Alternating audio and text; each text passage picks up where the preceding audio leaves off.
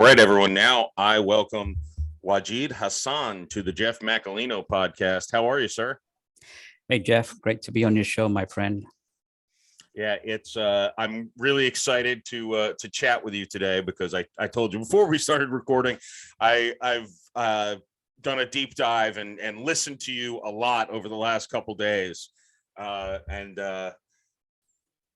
it's boy, there's a lot of interesting things. I'm going to try not to start too heavy. We'll start light.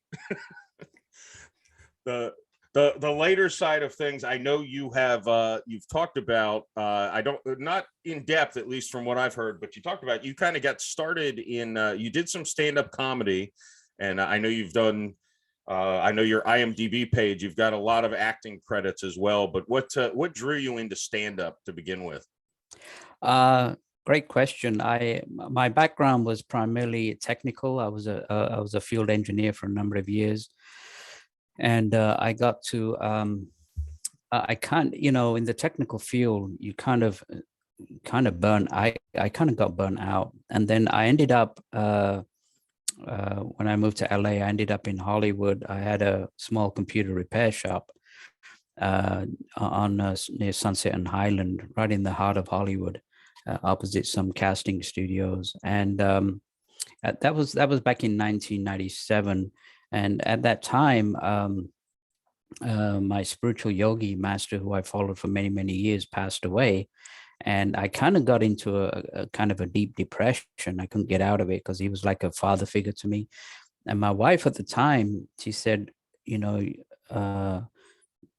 when you were in high school in London, your drama teacher, because I got in front of the whole school in London when I was 15, and I got up and made everybody laugh. And my drama teacher at the time pleaded with me. She said, get into comedy and acting. And I never did. My parents, being immigrants, they'd have nothing to do with it, math and science, and get a real job. And so it was always in the back of my mind that it was something that I never really pursued. And so she said to me, she said, why don't you do a little comedy just on the side, just as a hobby? And I thought, that'll be a good idea, get me out of my rut. And I took some stand-up comedy lessons with Steve and Barbara North, who were well-known teachers in LA on stand-up comedy. And then eventually I just started doing open mics at the Comedy Store, the Laugh Factory, and the Improv. And I got up there and put on the turban, put on the Indian accent. People laughed, and I thought, well, I'm pretty happy with that. It wasn't something I was going to make a career out of. It was just a pastime and a hobby. And then I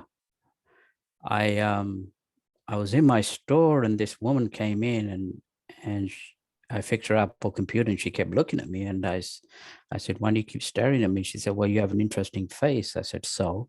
She said, well, I'm a casting director. I said, so? Because I didn't know what a casting director was. She said, well, let's see if we can get you an agent. So she got me a commercial agent. And then from there, I started booking commercials. And then from there, I got a theatrical agent. So I was kind of discovered in Hollywood without really, and it was a good time because at that time, all the small computer stores, computer repair shops and whatever, they were being swallowed up by, larger corporations like Circuit City and Best Buy and all that. So they were all, and so I had to finally close down the store. And I got into, as an actor, it's very difficult, as doing stand-up and acting. And so I did menial jobs and kept myself open during the day for auditions, and did it for over 20 years. And, that only a minority make it big in Hollywood. But as a union actor, I was very fortunate that I got steady work. And again, I would consider myself maybe the top 5% of people who actually got work. And so I was quite satisfied with my career. And, doing stand-up, it was really great. Got to see some really famous people. I remember once I was at the Laugh Factory, and the owner, Jamie Masada, he'd like to critique the open micers and the stand-up comedians. And so I'm sitting there with him with my turban on my head, and who walks in but Chris Rock. And he comes up to me and he shakes my hand. He says, "Oh, I see you want to be like me." So I thought it was funny.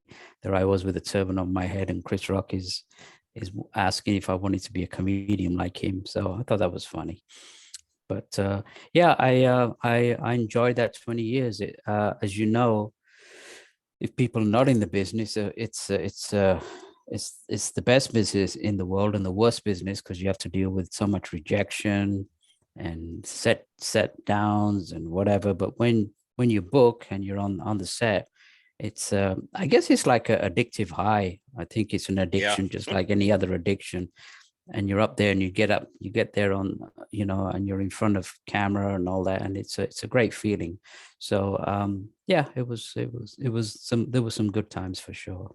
It's funny. A couple of things stick out to me with the stories. One is the casting director walks into your store, and because she's in Hollywood, she just assumes everyone there wants a job acting or doing something. So she probably, everywhere she goes, waitresses, waiters, any bag boy at a grocery store, she probably is just like, "Oh, you look like you've got a look." I guess yeah, but I wasn't looking, and that's the beauty of it. I wasn't really looking to make it a career. I think sometimes destiny just unfolds in front of you, and I guess it was meant to be. And so in fact, she remained she's still my best friend even after all these years. We stay in touch, and she turned out to be a wonderful friend as well. So yeah, that's the problem in Hollywood. Yeah, everybody's a writer, a singer, an actor, and everywhere you look, and it's so competitive. I live in Raleigh right now, but just before I left a few years ago, in the old days, like a co-star role, they'd submit maybe 100 actors, through Courier and all that. And I was talking to this one casting director, and they said just for like a one-line co-star role, they get like 3,000 submissions. And it's like, where do you start with 3,000 submissions? Just for one line. So it's because of the electronic submissions now, it's extremely competitive. Yeah, and it's I going through your IMDb. Excuse me. You did. I've joked with not that he'd remember, but Nick Vallanga, who won 2 Academy Awards for Green Book. And he was in the most recent Sopranos movie. We were guests at a wedding together, and he's about my size. I'm 6'2", about 2. Well, I say 250, but right now I'm about 270. And I said to him, I'm like, I just want to be sure. I'm guessing every role I'd get, I'd be the big fat Italian mobster. And he's like, go down my IMDb page. Almost every single one of my roles is the big Italian fat mobster. And in going through yours, a lot of it. And I actually, as soon as I saw the Mad Men credit, I'm like, wait, and it was probably 5-6 years ago, I watched the series. I'm like, I know exactly what scene he was in. Yeah, unfortunately, Hollywood does stereotype, and even though I was raised in England, they want the Indian accent. They want, and at first I was a little offended. Then I realized, you know what, I'm in a niche bracket, and I can get work. And if you're blonde, blue-eyed, and pretty, there are a dime a dozen, and there's so many pretty women in Hollywood. So the competitiveness there is just unbelievable. And yeah, I mean, I still had to compete with my peers, but still, it wasn't as competitive as, say, if you're a white Anglo-Saxon kind of nice looking. There's hundreds and if not thousands in Hollywood. Yeah. So it is what it is. And so long as they paid me good money, I didn't mind. Right. That's end. If you're going to give me money, I'll do it. I mean, to me, and I guess that's kind of a comedy attitude, similar to an acting attitude, is like, you're going to pay me. Well, sure. It's your money. Yeah, my specialty was actually character actor in commercials. I did a lot of commercials and did well in commercials. So even now, my commercial agents, like anytime you're back in LA, will take you back. So it's good to be known that you're wanted even now. So that's good. Nice. And you've I mean, you obviously mentioned you moved to Raleigh. Have you kind of put all of that in the rearview mirror, or is it something like, well, not now, but maybe in the future? Yeah, I've kind of taken a hiatus. I managed to get an agent here, but being in Raleigh, most of the work is Atlanta and New York, and I'm not sure if I mean in LA, if you got a callback, you can get to a callback, but a 7-hour drive to Atlanta, Yeah. I'm not sure. I'm not sure if I want to kind of do that or fly out to New York unless it's on their dime. But we'll see. We'll see how it goes. I think I'm focusing more on the book and aspects of my life that I haven't really revealed before. Yeah, and you've got quite I'm just brushing on the surface, obviously, but you've got quite a bit of life experience and interesting things. And your book, which was the #1 on Amazon, I believe, The Struggle for World Sanity. I think you talk a lot about different life experiences, and then kind of well, this is where I want to dive into some deeper stuff with you. The one thing that so I guess for my listener, let's start here. Could you briefly explain I would say, well, you tell me if you agree, but I would say you would be an expert in the field of metaphysics. Yeah, I wouldn't say I was an expert, but I have a number of years experience in that field of metaphysics, spirituality, healing, paranormal, UFOs, because I followed a yogi master for over 40 years since I was the age of 16 and belonged to his organization, the Ethereal Society. And it was really interesting, Jeff, that when the book was published last year, it was right at the start of, it was around August when COVID was just like really hitting hard. And it went straight to #1. Of course, it didn't stay #1 because, there's a zillion books out there, but it was very interesting that on the #1 category, it went on it was a subject of mysticism and spirituality and UFOs. So it showed to me that people are very interested in that subject matter. And again, this is stuff that I haven't really talked about because over the years, you've got to earn a living. And me going out and doing all that, I mean, I didn't see that any particular aspect of making money out of this. And now that I'm kind of freed up, I can talk about it. And, it's not a money-making venture. It's to reveal certain aspects of truth which have not been revealed in the mainstream media. And when I do talk about them, people are really fascinated. Yeah, and there's a lot of different things. So let's start, if you don't mind, let's start with UFOs, because I think I recall hearing that you I guess witnessed, might be the right word, witnessed a UFO when you were pretty young at the time, weren't you?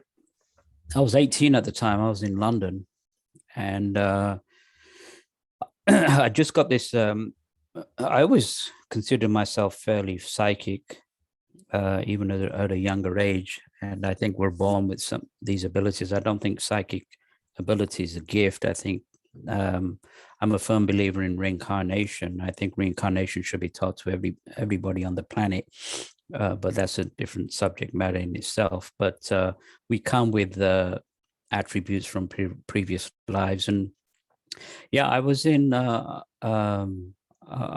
apartment, and I got this strong feeling that I needed to be somewhere at a particular time, and for 3 days I ignored it, and then finally I opened up a map of England and I traced my finger on the map of England, and it pointed to a place near Stonehenge called Salisbury, and I knew that I had to be at that particular place. It was a little place called Clearwater, which was a few miles outside of Salisbury, and I knew I had to be there at midnight on that Friday. Don't ask me why, just these premonitions. And so that Friday night, I took the Greyhound, or the coach, they call it in England, to Salisbury, and I got there like 10:30 in the evening, and I walked these country lanes, and then exactly at midnight, I crossed over this fence, and I looked up, and I saw this bright circle-shaped object moving from the south to the north. And I thought, well, I must be in the right place. And then around 1:30 a.m., I stood my ground, and another white circle light object moved from the west to the east. And to me, at that time, it kind of signified the sign of a cross. I don't know why it seemed to be symbolizing that, because the cross is a very ancient symbol used way long before Christianity, used by the Egyptian and other ancient civilizations. And I thought that was very interesting, because the cross is the depicts the ascension of man onto higher spheres of existence. And then exactly at 3 a.m., this much larger spacecraft, it was about 100 meters above me, came over and stopped where I was. And then this white light came out from the hull of the craft, and these tremendous energies went through me. And I was in this kind of state of like spiritual ecstasy. And then how long it was, I don't know. And then it slowly moved away. And so the experience I had was very mystical, was very spiritual. The realization that came was that whoever was manning this spacecraft was not only advanced scientifically, but also spiritually. And it gave me the realization that the people who man these spacecraft have been watching us for millions of years and have been observing us. And at that time, I didn't reveal it to anybody at that time, because most people would have thought I was a crackpot. But now I think it's important that I felt that I should reveal that to let people know that we're not alone in the universe, and that, we don't have to, that there are beings, which my yogi master was also in contact with directly.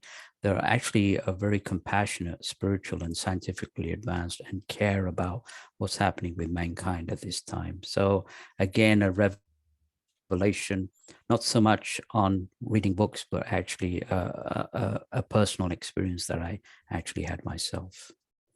Well, and one thing, again, I not that my listeners would have done the research I did, but one thing I heard you say that I've said previously, and I think this ties in.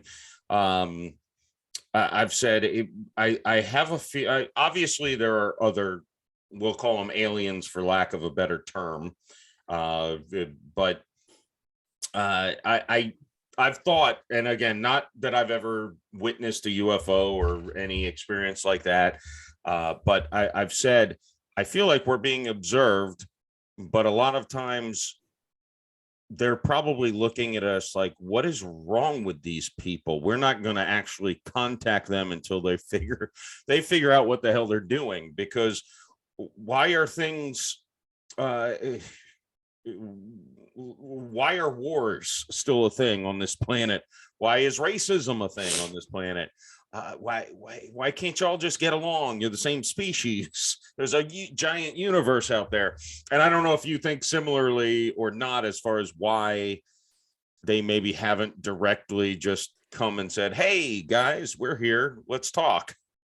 Yeah, I 100% agree with you, Jeff. I as advanced beings, I don't think we would welcome them with open arms. We would probably welcome them with a nuclear warhead. That's the way we are. We're known in this solar system and beyond as a very savage, warlike race. And we've been on this planet for 18 million years. This is based on the information that my yogi master found out in deep meditation.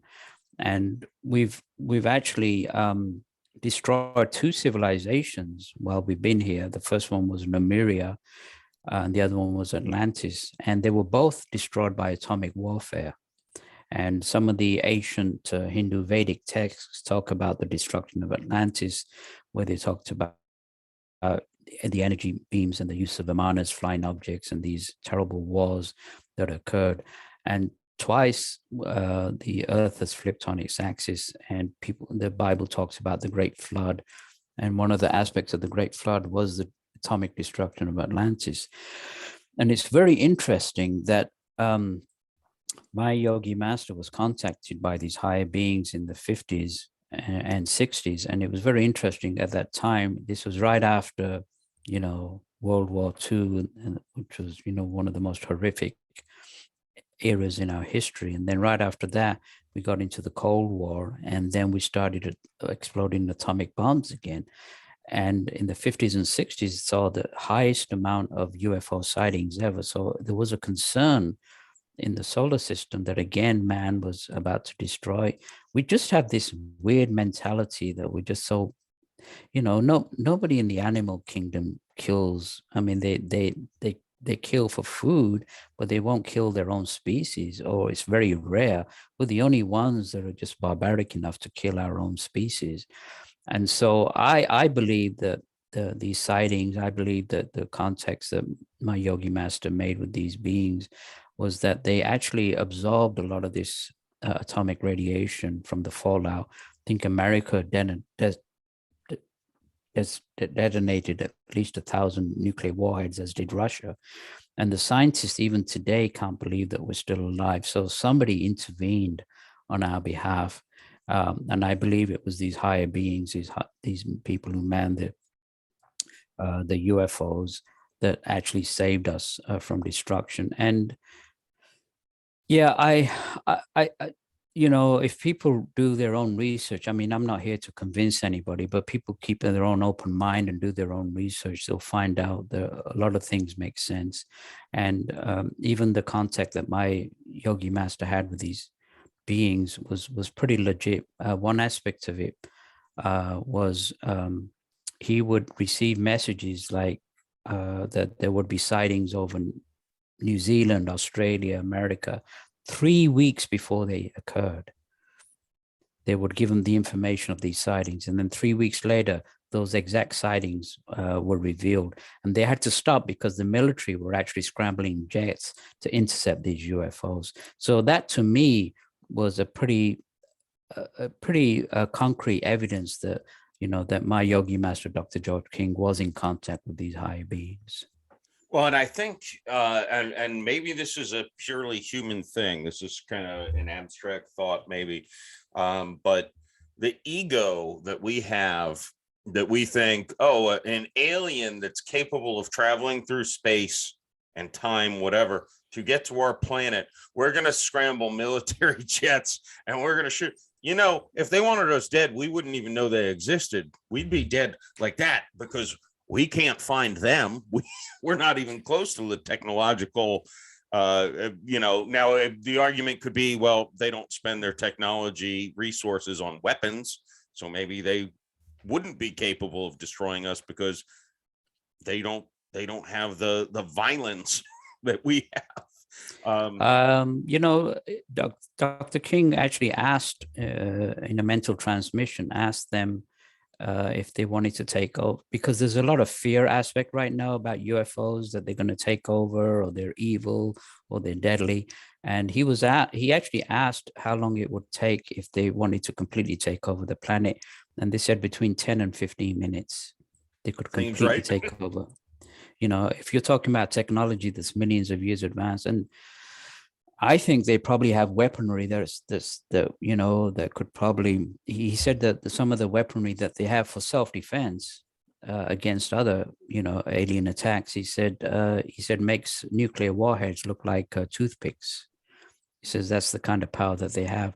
But again, they're benevolent, they're spiritual, and they don't go out their way to create wars and destruction like we do. And millions of years we had our own free will, and because we haven't acted like there's been great masters that have come and given us teachings, spiritual teachings, people like Jesus and Buddha, Krishna, Patanjali, Lao Tse, I Ching. All these people were higher masters from the higher spheres, and they all came with the same message, like thou shalt not kill and love thy neighbor as Love thyself. thy neighbor, yeah. And Golden and rule. then we've warped it with religious dogma. And now, so if you're not Christians hate Muslims and Muslims hate Jews, and it's just so stupid, because all the teachings are the same. And so what they're saying is we need to go back to the basics and start, get back to, because at one time we were actually advanced, we were advanced beings, not only technically, but also spiritually. And we've regressed. I mean, I think we've regressed lower than the animals right now. I mean, look around. Like you said, we have these endless wars, this hatred between races and religions, pollution. And, it's all got to do with one major sin, which is ignorance.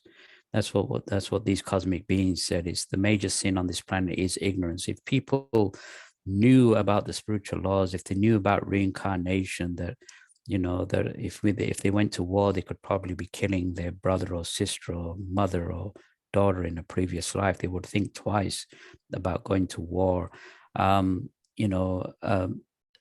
Basic laws like the law of karma, action and reaction being opposite and equal. So whatever you do comes back to you. So if you murder somebody, you may get away with it in this life, but it's guaranteed that in another life you too will be murdered, and that's just the way it is. So I've learned through my painful experiences that whatever I gave out, I got back, equally.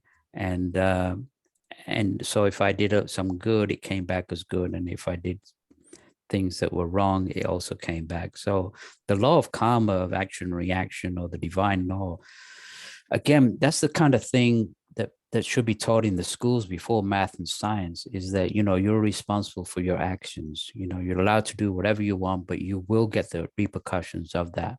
So the madness, the fascists and the Nazis and the communists, they've all come, and Julius Caesars and the Napoleons and the Genghis Khans, they've all come and gone. None of them stayed.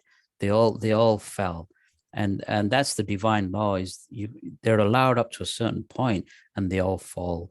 And so I think the reason for writing the book is I strongly believe there is a spiritual awakening occurring around the planet. I think there's two reasons for it. First, astrologically, we're in the Aquarian age from the Piscean age, and that's pushing mankind to be more open, to be more gentle, more caring, not only for his friends and family in town and country, but for the whole world. And also another aspect which people don't understand is that the planet that we live on for the last 18 million years is a living, breathing goddess. And she's also raising her vibrations. So all these things are occurring. There's changes in the weather. There is a great upheaval that's occurring right now. And it's a chance for us to not be scared of the future, but to embrace it and to rise up en masse in peace.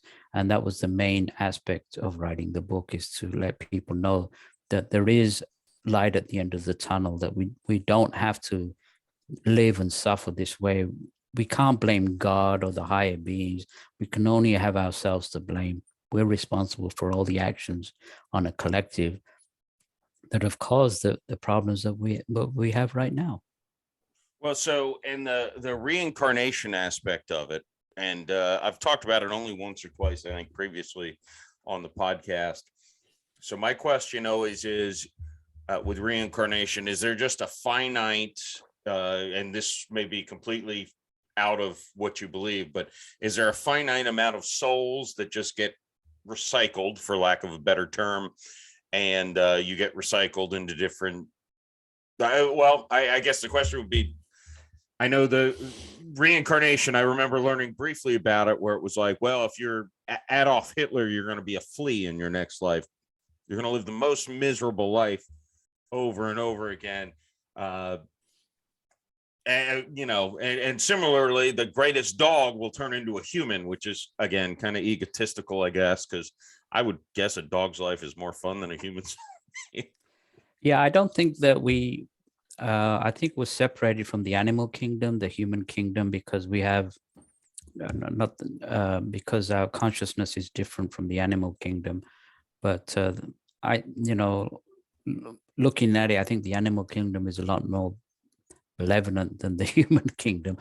But reincarnation has been taught for centuries, and it's very interesting recently. A lot of these truths are coming out, but I read this article in the London Daily Express that a few Christian scholars have come forward that the truth of reincarnation was actually taught in the Christian religion 700 years ago, and they actually took it out of the teachings to create this one life in order to control the masses.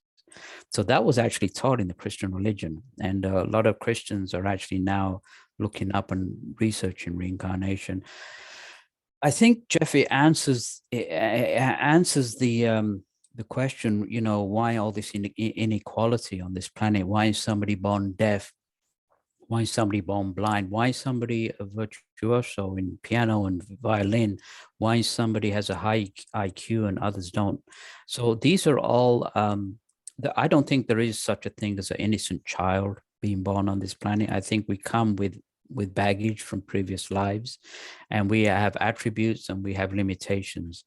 And reincarnation, even the cosmic beings have said that, I mean, if you look at Hindu and Buddhist philosophy, they talk about different levels of existence. We're not even aware of where we go when we die. Most people don't know. And Dr. Right. King, as a yogi master, was able to project to these realms. He said there was 6 realms above us and 4 realms below us, called the lower astral realms. And we go, when we die, our vibrational sequence goes to these particular realms at which we deserve to go to. And we stay there and we learn and certain lessons that we need to learn on these realms. And then we die on those realms, and we come back. And why reincarnation? Well, what my yogi master said, he says, we did not come to this earth to suffer. Suffering is what we've created. He says, our destiny, our heritage is to come to this earth and learn lessons and raise our consciousness to higher vibrations, to high, deep meditative states, and have ecstasy and happiness on high vibrational sequences where we can actually eventually evolve from this planet.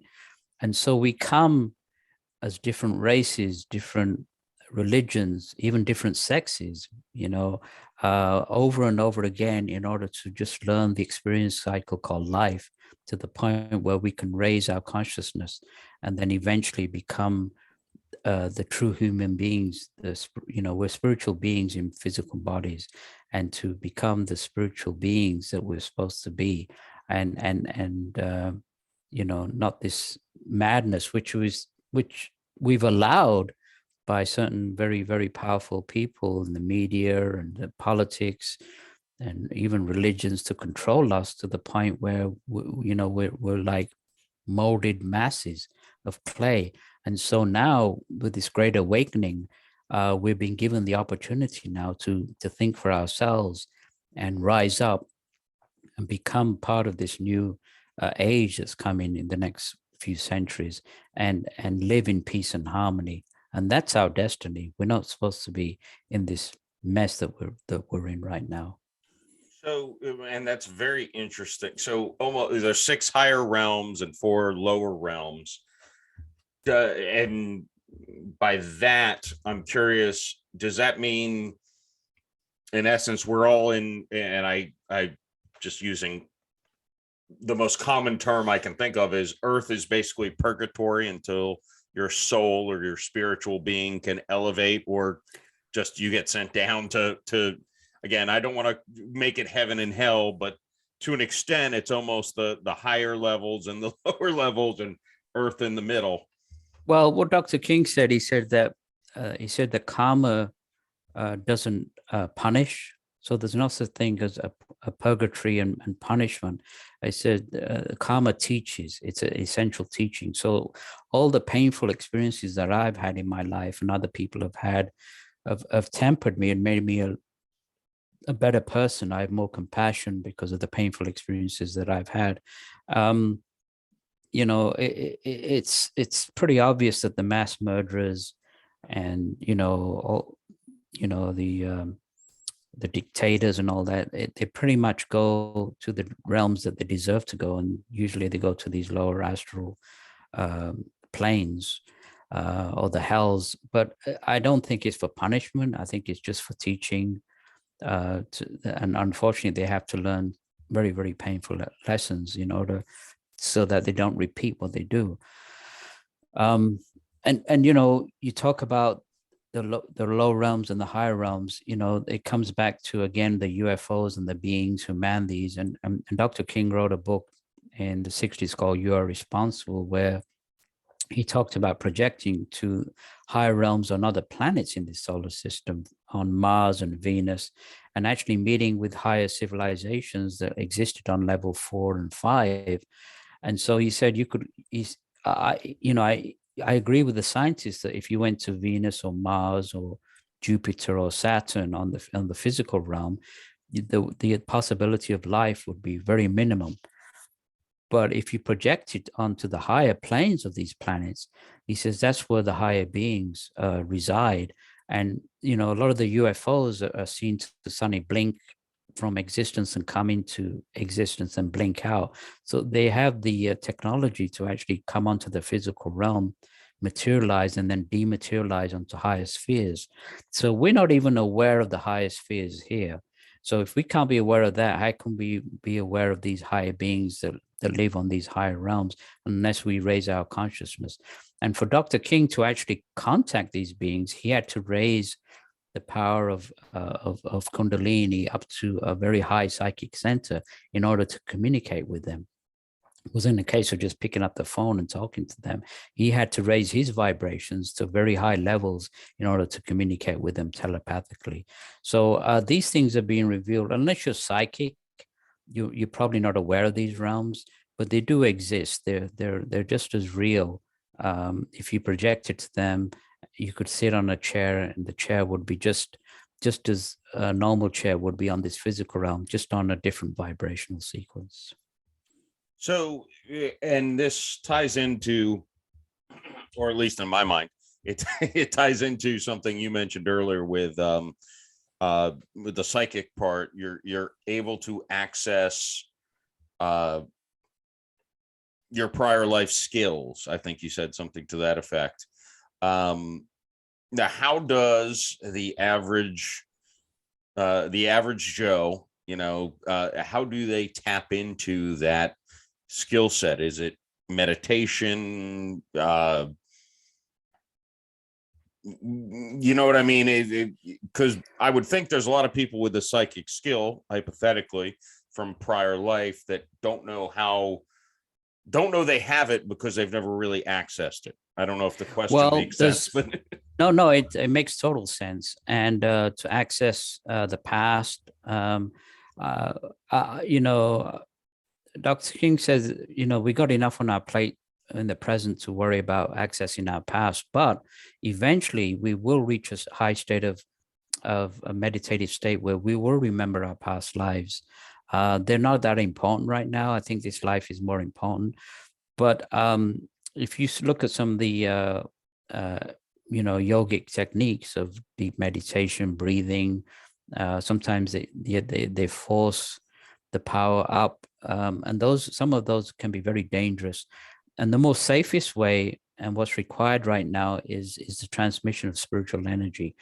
Dr. King said in the 70s, when they had the oil embargo, he said there's only one energy crisis that's occurring on this planet, and that's a spiritual energy crisis. Is if you solve that crisis, all crises between countries and even in your personal life will automatically be solved. And when we talk about spiritual energy, we talk about the same energy that Jesus used to heal the sick and cure the blind and heal the lepers. It's that same spiritual energy that anybody can use. And all we have to do is just It's in the cosmos. It comes from the sun. It's pranic energy. It's very tangible. It's very real, and that's what people need to understand. That the transfer of spiritual energy or prayer is actually a very practical metaphysical application, which is our heritage. And all we have to do is to visualize a white energy coming through us, through our heart center, through the palms of our hands, and send it out on a regular basis. And that's the requirement that we're asked to do, is to spiritualize the planet right now. There's a mind belt that's full of hatred and jealousy and envy and war, and we need to transmute that by using our natural psychic abilities and sending out this spiritual energy. And that's the order of the day. And the more we do that, the more we actually start evolving ourselves, and then we can start experiencing our psychic experiences, our visualizations, our mystic experiences. These are all just natural aspects of us which we've actually just ignored. And the time now is to start channeling this energy in order to raise our vibrations, not only raise our vibrations and evolve, but help others to evolve. The thing is, Jeff, it's so simple that it bypasses most people. People don't, they're ready to go to war. They're ready to drop bombs. They're ready for, on the social media to fight and for their own, cause and hatred, if people don't believe what they believe in. And the order of the day is to transmute all that and realize that all of us, every man, woman, child, even animal on this earth, we're all interconnected. We're all part of the one life. Like you said, we're part of this earth. We're part of the solar system. We're part of the cosmos. We're part of the universe. We're not separate from everything. We are part of this one life. And in order for us to raise that one life is to send energy of the right kind, not so much religious dogma, but just natural spiritual energies, which are so needed at this time. That's it's it's a lot. One thing I always find interesting, and this is kind of jumping back to the middle of what you were saying, is a lot of organized religion. So I'm born and raised Catholic, so we'll take the easy route and go with the one I know best. But they talk, obviously, Jesus, who I think most people who have been educated, whether they're religious or not, think, well, Jesus was clearly, whether he's the son of God, that's a whole argument, but he clearly was wise and he was a prophet, no matter what. He was crucified. And now in Catholicism, and I think most Christianity, the belief is the Messiah will come again. And my thing always with that is any prophet who comes nowadays, and hopefully I'm wrong, and I think I probably am, but any prophet, any wise being who comes nowadays is going to be crucified, not maybe in the same manner, but social media crucifixion can be its own. Obviously, again, not to offend the Catholics that listen to me. It's not the same, but at the same time, if you're canceled, you're wiped off the face of the earth as far as what you can.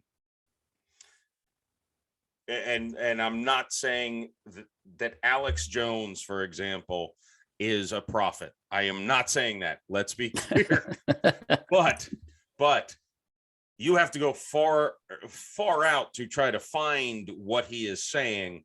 And I feel like if the next prophet came and told us, and again, I'm the word prophet might also be out of left field here, but he'd be shunned. He or she, let's also cover my ass on that, but he or she would be shunned and said they're an insane person, they're this, that, the other. So I guess my question is how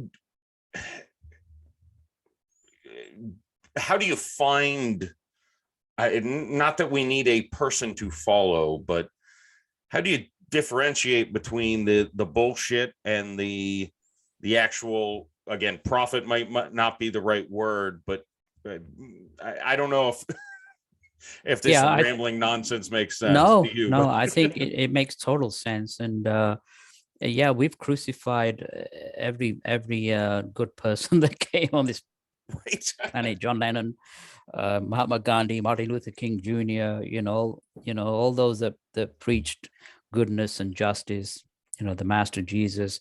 I mean, we made the Buddha beg for bread, out in the wilderness. I mean, so yeah, they've been very mistreated. My own yogi master was laughed at, spat at, even his life was threatened because he when he said he was going to channel certain masters through him, including Jesus. At that time, the Catholic Church, wanted to kill him because they thought he was blaspheming and all that. And now people are more open to what he said. And he had a very, in my book, I said we have the greatest lie detector ever built, and that's our intuition. And we have to listen to that intuition, to our inner voice, do our research, and then find what feels right, and then follow that. And usually the intuition knows what's wrong and right. And I wish I used my intuition in my younger years a little bit better. I would have had a much easier. So I tend to listen now more to my intuition and to whatever messages and whatever. And in these days, if you speak the truth, you're considered a liar or a conspiracy buff. And if you lie, you're considered a truthful person. So you can't really win. But at the same time, I will say that truth will always prevail over the lies. Good will always prevail over evil, no matter what. And an example is, of course, look at our history. All the dictators have fallen. Nobody stays in power, and evolution continues. Coming back to the Messiah or the next prophet, this will blow your listeners' minds. But you said, they're not willing to land at this point. But Dr. King in the 50s received a message that there will be another Messiah or a prophet that will be coming to Earth. It may be Jesus, it may be Buddha, it may be Krishna. It doesn't matter who, but there is going to be another teacher that's going to lead people to this new age. And the difference this time is that he won't be coming in any mystery. He will actually come openly in a spacecraft. He will land openly, and he will approach the Earth leaders, and they will ask his credentials, and he'll produce them. Now, this totally blew me away. But this particular Messiah or Master will be so powerful. He said that his power will be more stronger than the combined military might of all the armies. So he will demonstrate his power. He's not going to kill anybody. He's not going to become as a dictator, but he will demonstrate. Dr. King said he by telekinesis, he could probably move the Statue of Liberty from New York to LA. It would demonstrate that kind of power. And that is being prophesied is going to happen. So nobody will be able to deny that this particular person, nobody will be able to cancel him on the media. Nobody, because he will openly demonstrate this power. And then those who don't heed his word will be removed from the earth. In other words, he won't kill anybody, but those who don't go back to the spiritual laws of helping each other, of raising the consciousness, will be reincarnated onto another younger planet in this solar system. People refer to this planet as Planet X. It's on the other side of the sun, so we can't see it, but scientists know that it's there because of the gravitational pull from Uranus and Neptune. And so people won't be able to, handle these high vibrations in the coming new age, will not be allowed to live here because they won't be able to handle these high vibrations.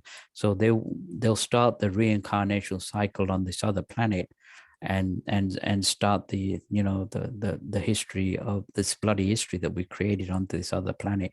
And only those who've raised their vibrations will be able to enjoy this new age. And this new age, there's not going to be any political system. There's not going to be an economic system. There'll only be land and sea. There won't be any nuclear warheads, and people will enjoy this beautiful planet and this beautiful new age that not might but will come to this earth. So people who are in, and I wake up with anxiety, depression, and fear on a daily basis because of what's happening around the world. But I just want to let people know that things may even get worse before they get better. But there is this Messiah or New Age prophet that will be coming openly, and this New Age has been destined because the Mother Earth is raising her vibrations, and she's you know, held up her vibrations for millions of years in order for us to live on this planet, and no longer will she be allowed to do that. And so these are the last days of the old order, and you know, we're given every opportunity to raise our consciousness. We're given every opportunity to rise, and I think it's a beautiful message. I think it's not a message of fear. I think it's a wonderful message, and all the energies that we need, the cosmic beings are beaming down to us, and so all we have to do is just send it out. Now, if people don't know how to send this energy out, I belong to a group that we send out energy every day from different countries. They can go to this website called 12blessings.org, the number 12 being numerical, and they can join us. There's no money involved. And if they want to learn how to send out these energies, they can do so. Or you don't have to believe in a divine being. You don't have to believe. You can do prayers in your own religion, in your own beliefs. All you have to do is send out the energy.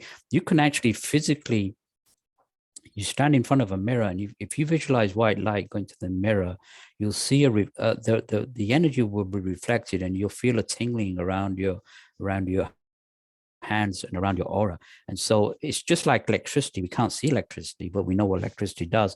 It's just on a higher vibrational sequence, but it follows the same laws, but just on a higher level. And so, you know, there's three ways of being of service. I mean, I give to charity. I think it's my duty. I also volunteer directly. I help. I do some volunteer work. And of course, the third thing that I do is send out the spiritual power. And so, you know, it's not, I think it's just like taking a shower, brushing your teeth. Once you get into it, it's not a big deal. It's just that en masse, we're not doing it. We're more interested in rape and pillage and raping the planet and wars and greed and money and materialistic things, which really don't count too much, because when we die, we don't take a penny with us. And so what we have to do is start thinking outside of the box now and start realizing who we really are. You know, we're not physical beings, we're spiritual beings, and we need to go back to that spiritual evolution that one time we did have on Lemuria and Atlantis. That's powerful on many levels. And Bill Gates is going to end up on Planet X, is what I took from. Well, we mustn't judge anybody. But. No. So one thing. So obviously, I'm joking, but you know, Bill Gates knows where he's going. But that all being said, I love the. Well, so I guess to focus it into a question is part of it should be, with all that being said, should people even fear death? Meaning, well, I guess that's a pretty straightforward question. You know, I was looking at this documentary the other day about this Nepalese climber who broke the world record by climbing, I think, 14 of the highest peaks in Pakistan, Nepal, and in India. Not only K2, but Everest and a bunch of them. And I like what he had to say. This man was driven, but he said, as soon as we're born, we're destined to die. you know, and that's the reality of it, you know. Death and taxes, we can't avoid it. We shouldn't fear death because death is not the end of everything. It's just another transition from one sphere to another. So it's kind of an initiation. People, I think, who fear death just fear because they want to hold on to the material things, and they want to hold on to their loved ones. But we just know that there is no such thing as death. Just a transition from one.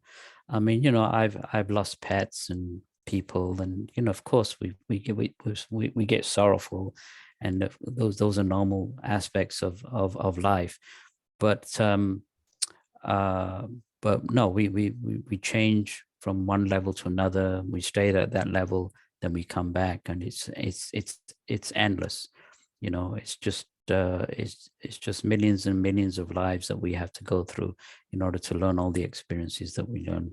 And no, there's no need to fear death, because there's no such thing as death.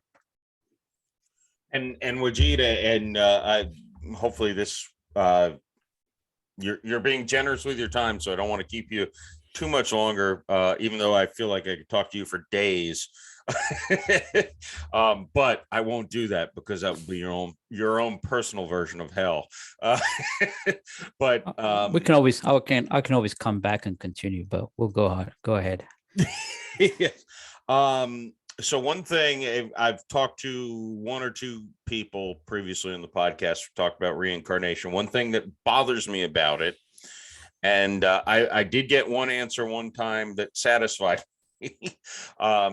But you know, I have an incredibly close relationship with my parents, and I've got a daughter and a son and three siblings who I love more than anything, and a handful of friends, let's face it. Sorry, some of you don't make the cut, that I love to death. And I think, well, reincarnating without them being with me, it wouldn't matter. So to me, you know, I care so much about my son and daughter. It's like, well, if their spirits were not part of my life, I don't care to live a next life. And that, so twofold question here. One is, obviously that can be a very short-term, limited in this certain view that I have towards life. Now, and the other part of that is, now one person said, I do think that spirits kind of can cluster, and that you don't have the same relationships necessarily, but you do find each other in your lives, no matter, you know, the people who you truly love. I don't know if you have any thoughts on that. I know that's kind of, again, out of left field. No, probably, again, you've touched on a great point. A lot of people who've had near-death experiences include a friend of mine who had a terrible motorcycle accident, nearly died. He noticed that when he approached, he went through this white light tunnel, and then the first thing he saw was his relatives who'd passed on. So I think people who passed on wait for you on the other realms. And I think also I'd have to do more research, but it's been said that you do kind of reincarnate with the people that you're close to in order to learn those experiences. And so you know, you may be the father in this life. You could actually be the son of your you know, you could actually be, your son could actually be your father. I mean, I don't know. It's so complex. I'm not an expert in that field. Turnabout's fair play. So.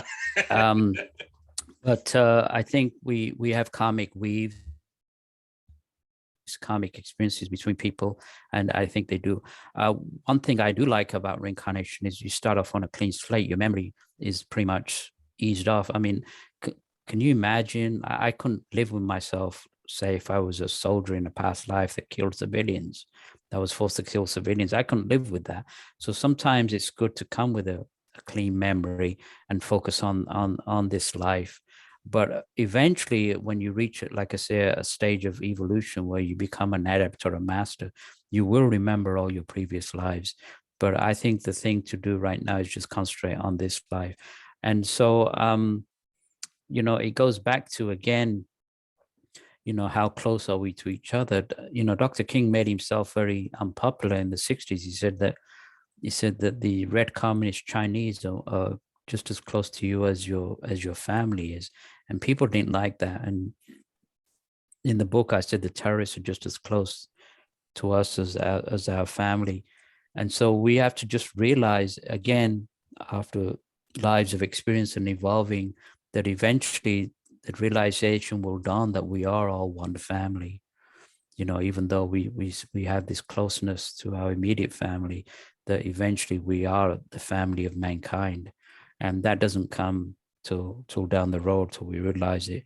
But yeah, there was a wonderful one I saw about this one lady who passed away when during birth, and she remembered her past life. She was in England, and she remembered her past life. Her children were in Ireland, and she went with her husband, and she found her children who were in their 80s at the time, and she was 35, and she recollected all the experiences that she had when they were children. And they asked these people in the 80s, they said, do you think this is your mother in a past life? They said, yeah, that's our mother for sure. So we do, these things do weave and intervene, and we do come back with possibly the same, having experiences with the people that we're close to. So that makes me feel a lot better. I don't, maybe it's a narrow-minded view, but it does helps make my mind rest easier. My mother's 85, and she at night she still has dreams of her siblings who passed on. My father comes into her dreams, and and other relatives. So and they kind of saying, we're waiting for you, So I think when we pass on, we're not alone. People who passed on are there waiting for us. They say even our pets wait for us. So that's something I'm looking forward to. Do you think dreams are kind of a peep into a peek into the other realms potentially, or is it?